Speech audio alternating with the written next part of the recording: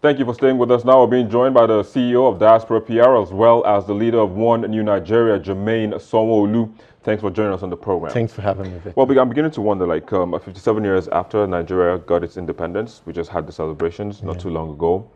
What can be new about this country?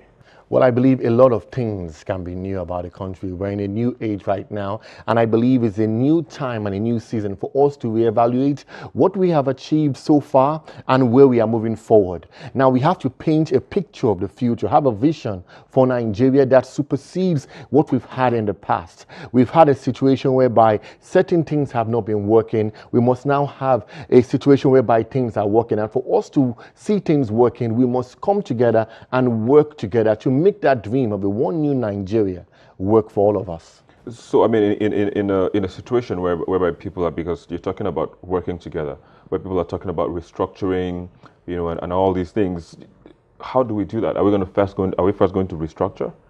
Well, I believe people, the restructuring mantra that is going around right now is just a reflection of the times that we live in right now. The Arewas, the Oduas, the people from the iPod regions, Niger Deltas, they are saying that they want to leave, they want to do their own thing. And that is because the system, as Asiwaju Bola Ahmed Tinubu said, that we never decided and we never negotiated what brought us together as Nigerians, as a people, first of all. So we have to go back together, come together and say, you know what is it that unites us? What is it that divides us? Is what unites us greater than what divides us? And I'm sure the answer is a definite yes. And we can all work together to make Nigeria work. All these calls for succession, what it should actually just a reflection of the call for restructuring. And I believe we need to restructure our present way of doing things. So do you think we can have like a Nigerian dream just like the Americans do? I mean, moving forward to, like you said, have that vision of where we're heading to, because it seems the Americans have, and that's what they call the American dream. Do you think we can have that vision and just work towards having that Nigerian dream? Definitely. A dream is very essential. When you're dreaming, you just don't sit down. A dream that is a workable dream. You wake up and get to work. We need to start envisioning the great future for Nigeria. In our personal lives, we see a situation whereby we speak life into our situation. We talk about great things. We paint a picture. We have a plan of what we're going to achieve. As in Nigeria, what is our national plan? What is our national vision? We need to see from all angles, transformational Nigerians and transformational leaders rising up and saying, you know what, we are going to take control of our personal lives, personal transformation for national reformation. I believe that is where it all starts from. We're restructuring the way we see things, our paradigm, and ultimately collectively working to restructure what constitutes as a nation as a whole. Because Nigeria is brought together by one thing, that is our constitution. And our constitution is like our Bible. It is the foundation of our existence. And me studying estate management, University of Lagos, I know one thing, that the superstructure is only as important as the substructure. What underpins you? What is your foundation? And what our foundation is our constitution. If there is a fault in it, if there is something wrong with it, we know definitely that it was given to us by the military, which is more like a unitary system. That's why things seem not to be working. If we can rejig it, if we can have a people's constitution, one that reflects the desire and the heartbeat of the nation to be in component units coming together to form a true federalism, I believe we're going to see the new Nigerian dream come to reality. So you believe we need a new constitution? Well, I believe that we need to have a new constitution, or even review what we have. And there have been many options. In 1963, we saw one whereby the federating units were working very, very well. And until the military came in to form that unitary state to centralize power, that's when things began to fall apart, as Chinachube said. But you know what? In Nigeria right now, we need to look. There has been the 2007 PONACO report that was brought out, and it gives the suggestions of 18 regional units comprising and doing their own thing to come together. In 2014, they said in the confab, they said that we should have more states, but working under 6 geopolitical regions and all contributing to the center. We have great minds that have come together to sit down to make this country work. If we can adopt some of the ideas, or even have a new one, a sovereign national conference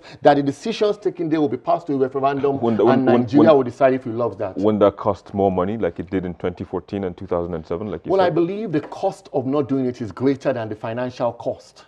You understand? Is the cost of insecurity more than the cost, maybe a million, a billion naira to spend? All the agitations that are going around the country, they are costing the military, they are costing the Nigerian taxpayer. It will cost us more if we do not restructure, if we don't reevaluate the way we are doing things. I believe the Buhari administration wants to do three basic things: provide empowerment, that's through employment, fight security, and also to do what? To create jobs for people, basically. And also corruption. And also fight corruption. So to mention that, fight corruption, which is very important. I believe that if we can review our foundation, corruption exists, they say, in Abuja, because everybody's putting money there and everybody's going there to go and eat. If the system is restructured, then you see a situation whereby everybody will work from their own region, and there won't be issues of nepotism, there won't be issues of corruption. Everybody will be doing great things. Employment will be created in the various regions because everybody are developing at their own pace. And you start seeing whereby we have a prosperous, a one united new Nigeria. I really can't wait for that to happen. It will happen. Well, thanks for joining us on the program, Jermaine Somoolu, CEO of Diaspora PR, as well as leader of One New Nigeria. Thank you very much. Well, that's where we are. We'll take a quick break and we'll be back shortly with the most viewed videos on our YouTube channel in the past week. Presidency of Robert Mugabe is... This week's most viewed videos begins with the video of an analyst bearing his mind on the coup d'etat in Zimbabwe. Countries in Africa. And Mugabe's situation is the last relic of this despotism in Africa. So it's about time that the change occurs in Africa, in Zimbabwe.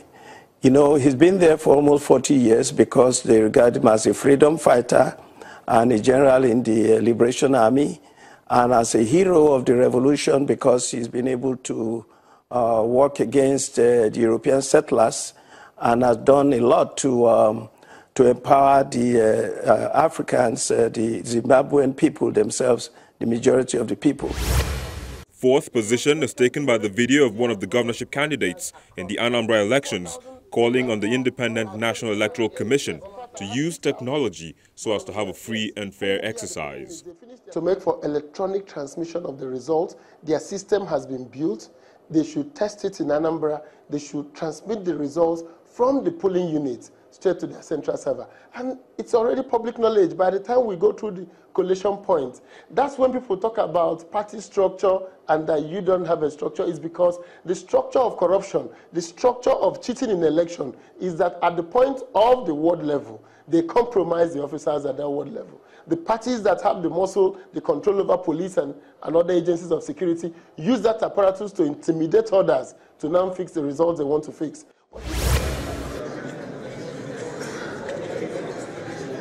Up next, in third, is the heated debate between the head of service of the Federation and the chief of staff to President Muhammadu Buhari.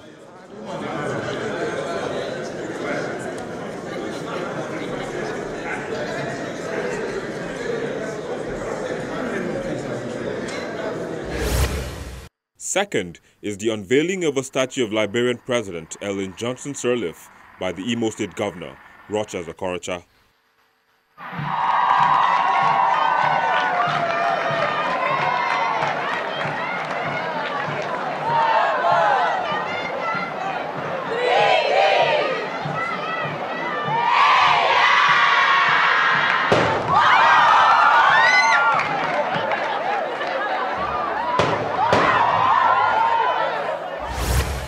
While the most viewed video is that of Mr. Okorocha responding to how much the statue costs. How much is the statue? Because people are saying that it's over 500 million naira. I'm sure you heard that.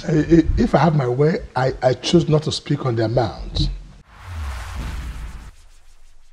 Well, there you go, the most viewed videos on our YouTube channel in the past week. And on that note, we wrap it up on the program. Thank you for watching. I am Victor Matthias, but don't forget, the conversation continues online via the social media addresses showing on your screen. Bye for now.